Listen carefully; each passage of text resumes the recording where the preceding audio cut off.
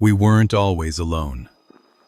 Once, at least 7 human species walked the earth. Some tall, some small, some almost like us, and some not at all. But today, only one remains. How did we survive, while all the others disappeared? This is the new story of humanity's origins.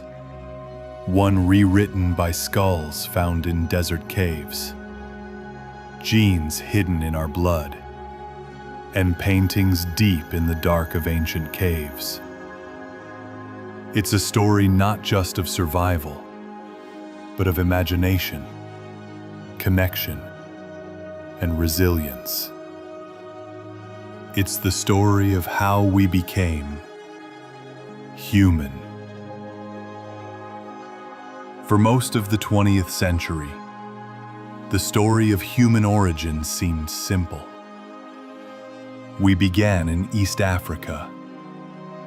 We left Africa about 60,000 years ago. We replaced the Neanderthals. We became the only humans left.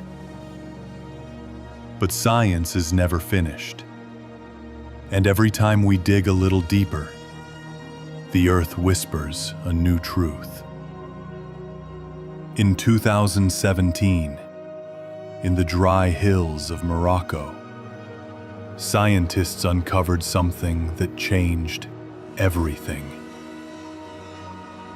A skull. A face that looked almost modern. But this skull wasn't 100,000 years old. It was nearly 300,000 years old. Jebel Hood, the oldest Homo sapiens ever found. It told us we were far older than we thought. And it told us Africa didn't have just one Garden of Eden. Humanity was born across the continent, in a mosaic of connected groups, shaping each other. We were not the product of one valley, one cave, or one tribe. We were born from many Africas, populations separated by rivers, deserts, and forests, yet connected enough to share ideas, tools, and genes. Humanity wasn't a single spark. It was a wildfire, spreading across landscapes, changing shape, adapting, blending. Stockier, stronger, adapted to cold. In the high mountains of Asia, Denisovans lived, known only from fragments of bone, but leaving their legacy in our DNA. And when we left Africa, we met them. We fought them. We loved them. And in that love, we left pieces of ourselves. Even today, up to 2% of the DNA of non-Africans is Neanderthal. In Tibetans, Denisovan genes help them breathe thin air. We are not pure. We are mosaics. We are mixtures.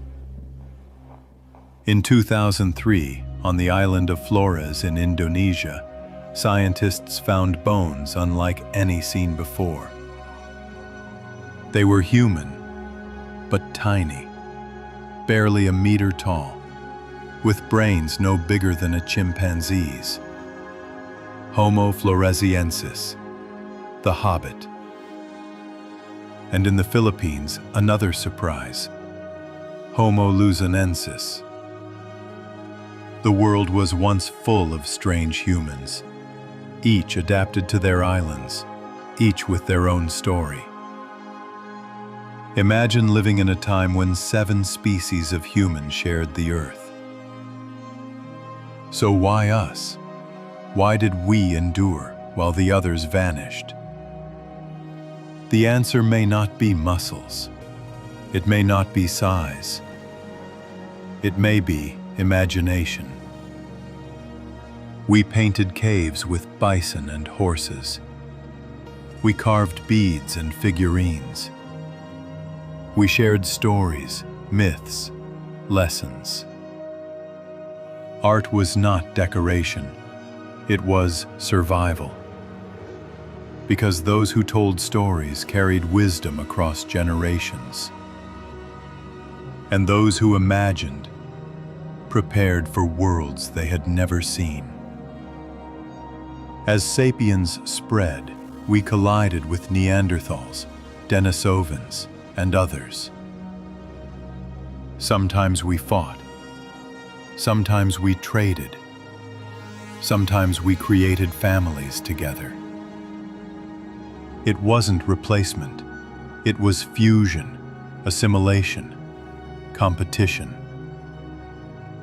And yet, one by one, our cousins faded. Climate shifted. Ice advanced. Forests died. Food grew scarce. And the others, less adaptable, disappeared. The Neanderthals went silent 40,000 years ago. The Hobbits vanished.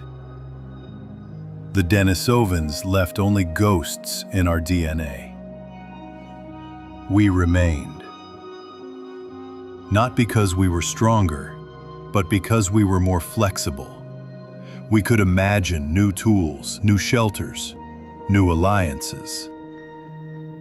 Our ancestors began telling stories not just of the hunt, but of the stars, the seasons, the ancestors.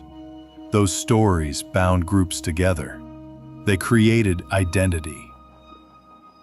When survival depended not only on food, but on trust, stories were glue. And glue outlasts muscle. Even now, echoes of lost humans live in us. Neanderthal DNA shapes our immune systems. Denisovan DNA helps Tibetans breathe thin air. We carry ghosts inside our blood. They did not vanish completely. They survive in us, but the story isn't finished. Fossils remain hidden in caves, yet unentered. DNA whispers of ghost populations we cannot yet name. The truth of our origins is still unfolding. We are explorers not just of space, but of time. So why us?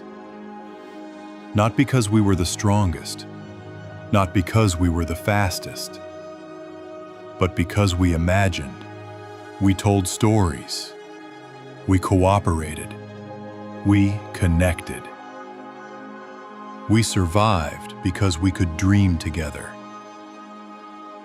And that is what makes us human. 7 species once walked the earth. Now only one remains. But inside us live the whispers of all the others.